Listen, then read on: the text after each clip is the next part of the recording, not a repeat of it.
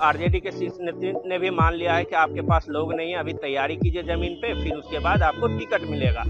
यानी कि वो पूरी तरीके से आश्वस्त है कि यहाँ से चुनाव लड़ेंगे, वो बुराड़ी सीट हो। आरजेडी पिछले बार विधानसभा का चुनाव लड़ी थी, 150 वोट ही मिले थे। नीतीश कुमार ने भी बात की है अमित शाह से। देखना दिलचस्प होगा कि वो किस सीट पे जो है चुनाव लड़ेंगे। संगम बिहार जो है जदयू की ही सीट मानी जाती है, लेकिन बीजेपी के उम्मीदवार वहां से जेडीयू के सिंबल पे चुनाव लड़ रहे थे। तो ऊपर से आदेश आया है कि भाई अभी उतना जो है बैठक उठक नहीं करना है। जदयू जो है 2 से 3 सीटों पे दावा ठोक रही है कि हम यहाँ से चुनाव लड़ेंगे। देखने वाली बात होगी कि वो बीजेपी के पाले में वो सीट जाती है या जनता दल यूनाइटेड के पाले में जाती है। पनोरमा ग्रुप, जो सोचता है वो करता है। नमस्ते, आप देख रहे हैं न्यूज हाट। मैं हूं प्रमोद कुमार। दिल्ली में चुनाव को लेकर जो है राजनीतिक सरगर्मियां तेज हो चुकी है, क्योंकि अगले महीने जो है चुनाव होने वाले हैं 2025 के जनवरी में। तो ऐसे में कई पार्टियां जो है चुनाव लड़ने के लिए जमीन पे उतर चुकी है, जनता से मिल रही है। तो बिहार की जो मुख्य पार्टियां हैं उसके बारे में हम बातचीत कर लेंगे। जो जनता दल यूनाइटेड नीतीश कुमार की पार्टी जो है जेडीयू, और आरजेडी और लोक जनशक्ति पार्टी रामविलास, वो भी मैदान में उतर चुके हैं।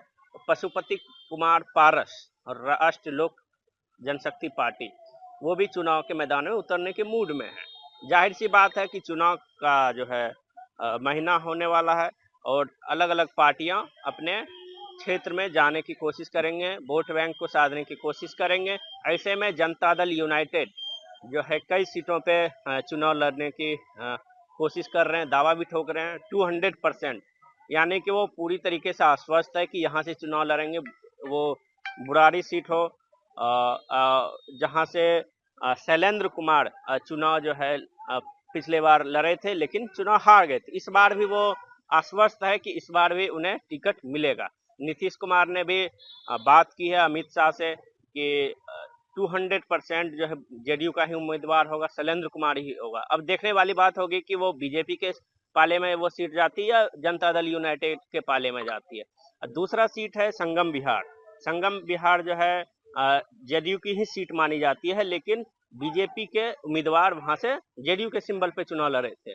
तीसरा सीट पे वो दावा ठोक रहे जनता दल यूनाइटेड बदरपुर है, जो है बीजेपी की सीट मानी जाती है, लेकिन जेडीयू वहां दावा ठोक रही है क्योंकि पूर्वांचल बहुल आबादी है वहां पे।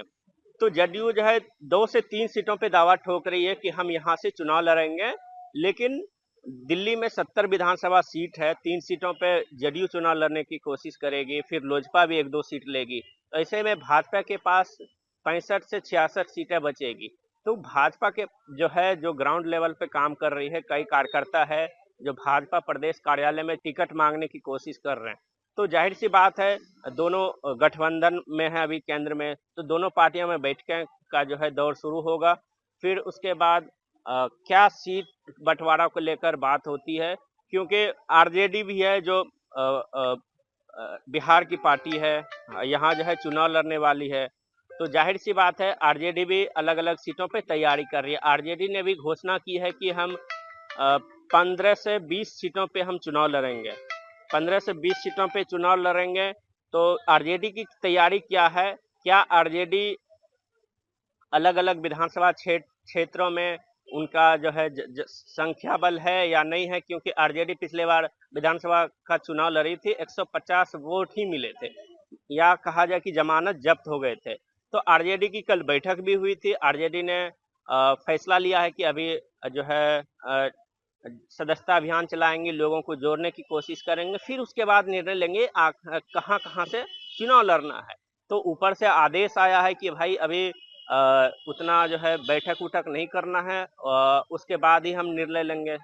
शीर्ष नेतृत्व का जो आदेश आएगा वो वैसे हम दिल्ली में चुनाव लड़ेंगे, चाहे कांग्रेस की बात हो या फिर राजद, दोनों जो है बिहार में गठबंधन में है। तो क्या अलग वो चुनाव लड़ेंगे या फिर साथ चुनाव लड़ेंगे, क्योंकि कांग्रेस तो नहीं चाहेगी कि वो आरजेडी को सीट दें दिल्ली में, क्योंकि आरजेडी का जनाधार भी दिल्ली में नहीं है। तो आरजेडी जो है 15 सीटों पर तो दावा ठोक रही है, लेकिन देखना होगा कि वो अलग चुनाव लड़ते हैं या साथ चुनाव लड़ते हैं। दूसरी बात यह है कि आरजेडी में कई लोग ऐसे हैं जो टिकट की दावेदारी तो कर रहे हैं, लेकिन उनके पास लोग नहीं है। और आरजेडी के शीर्ष नेतृत्व ने भी मान लिया है कि आपके पास लोग नहीं है, अभी तैयारी कीजिए जमीन पे, फिर उसके बाद आपको टिकट मिलेगा। क्योंकि आरजेडी के जो शीर्ष नेतृत्व हैं, लालू प्रसाद यादव, तेजस्वी यादव, संजय यादव ने साफ मना कर दिया कि अभी दिल्ली चुनाव को लेकर हम कोई भी बैठक नहीं करेंगे। अब बात करेंगे राष्ट्रीय लोक जनशक्ति पार्टी रामविलास, क्योंकि लोजपा भी यहाँ से चुनाव लड़ना चाहती है, 1-2 सीटें तो लेगी ही। और देखना दिलचस्प होगा कि वो किस सीट पे जो है चुनाव लड़ेंगे, चाहे छतरपुर हो या फिर और भी कई सीटें हैं, क्योंकि छतरपुर अभी आम आदमी पार्टी के विधायक वहां से चुनाव लड़े थे, फिर वो भाजपा में आ गए। तो अब भाजपा की वो सीटें जो है होने वाली है, क्योंकि भाजपा वहां से पहले भी उम्मीदवार उतारी थी। तो जाहिर सी बात है कि जिस तरीके से दिल्ली की राजनीति जो है परत दर परत हर दिन बदल रही है, जदयू, राजद और कांग्रेस जो वहाँ बिहार में पार्टियां हैं वो भी यहाँ चुनाव लड़ना चाह रही है। कांग्रेस तो यहाँ चुनाव लड़ेगी ही, साथ ही जदयू और राजद दोनों यहाँ चुनाव लड़ने की कोशिश करेंगे। अब देखने वाली बात होगी आखिर भाजपा और जदयू का गठबंधन में कितने सीटों का बंटवारा हो पाता है। तब तक देखते रहे न्यूज़ हट। धन्यवाद।